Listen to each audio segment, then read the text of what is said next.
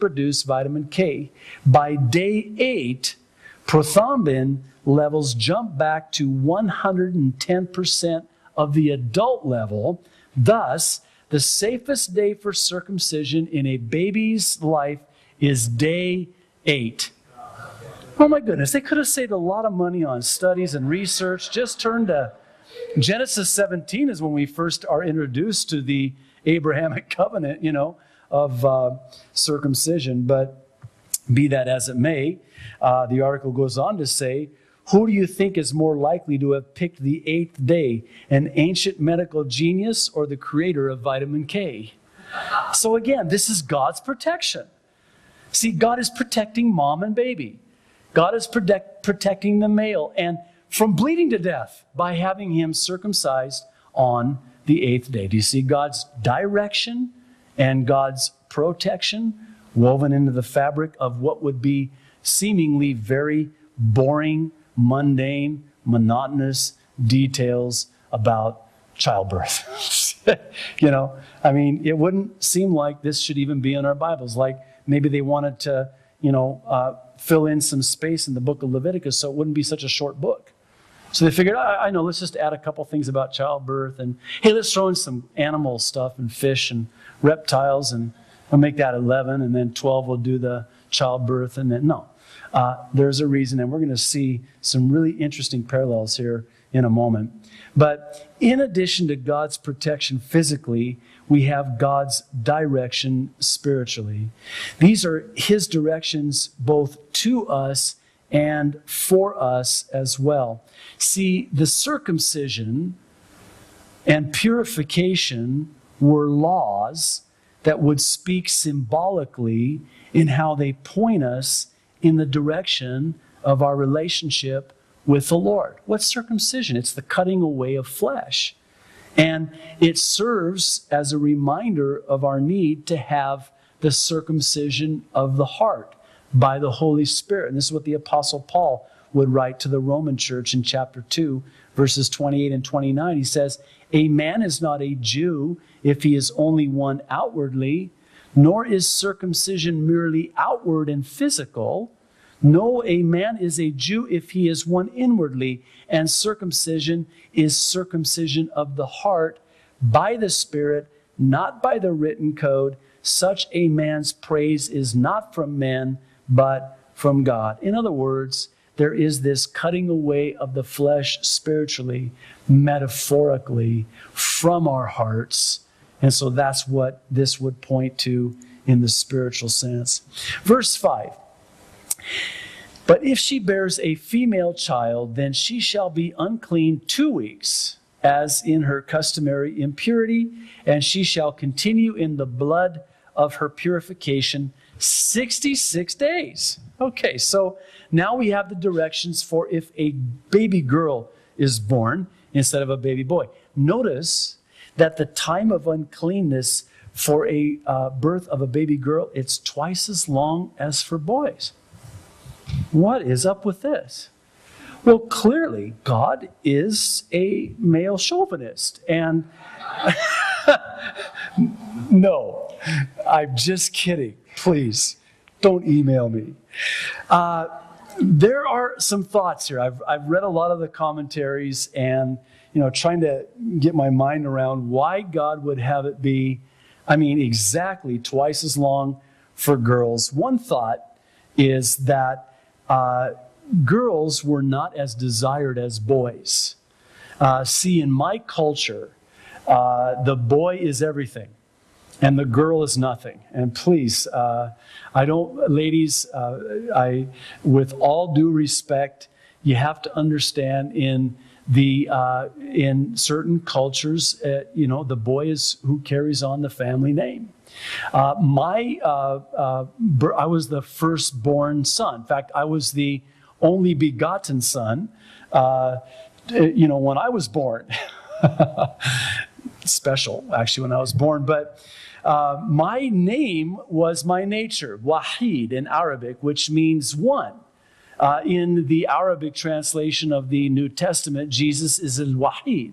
He's the only begotten son, el-Wahid. So my name literally means, in fact, if you were to count 1 through 5 in Arabic, it would be Wahid, Tanain, Talata, Arba, Khamsa. So in other words, my name literally means number 1. Yeah. No. Pride comes before the fall. I'm waiting for this stage to completely collapse right underneath me. But here's what I'm thinking. In the Middle Eastern culture, in fact, because they didn't know until, in these days, they didn't know until the baby was born whether it was a boy or a girl. They didn't have ultrasounds. So they would have all these gifts and throw this huge party if a boy was born. But if they found out that it was a girl, they would take their gifts and pack up and go home. No party. I'm not kidding you. How terrible is that? So what's up with that? Well, see, the girls in the Middle Eastern culture, and you have to understand, especially in the Jewish culture, women were less than human. I mean, you see the oppressive nature of some of the other religions, not the least of which is Islam. I mean, women are not, valued. Christianity gave women rights like no other religion ever did or ever will, for that matter. But the point is that the boy would carry on the family name. And so they always wanted a son. And so if you had a girl, well, we'll try again for a boy. But the purification process would take twice as long. See, this would sort of encourage the bonding process more for the mom in the case of a girl being born. Here's another thought, and this is where most commentators conclude. They believe that because girls will become women and give birth to more children, they will then bring more sinners into the world. Just stay with me for a second here. I know this is weird, but now there's a biblical understanding here. I want to hasten to say this, though, that the act of procreation and the process of birth is not unclean in and of itself or sinful. It's the conception that the sin nature begins. And this is what's being addressed here. Psalm 51, remember David when he said that surely I was sinful at birth, sinful from the time my mother conceived me. Listen, life begins at conception, okay? And when that baby is conceived, guess what? That baby is conceived with a sin nature. My little Sabia, so cute, my little Sabia, 2.5 years old, and she's talking now. Like a lot, actually. My wife keeps looking at me and saying, she's like you. She talks all the time. But anyway, enough of my problems. But she's so cute, and she talks, and just her voice is so cute, and she just, and she always says to me, Baba, I love you too much. But you know what? She's a sinner. I know she doesn't look like it. She's so beautiful, but she is a dirty, rotten, stinking sinner. And she was born that way. Yeah. And your kids too. So don't think that but we're all born in sin. I was conceived. In sin, my mother conceived me. Now, this is germane to our understanding as we progress through this chapter. And I want to revisit this in just a moment. So I want you to put this in your hip pocket because this is the point of Leviticus chapter 12.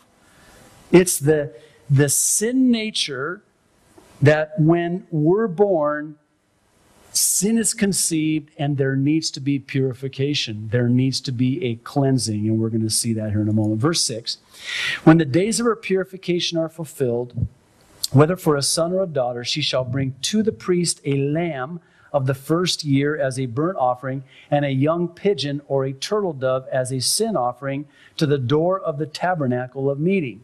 Then he, verse 7, shall offer it before the Lord and make atonement for her, and she shall be clean from the flow of her blood.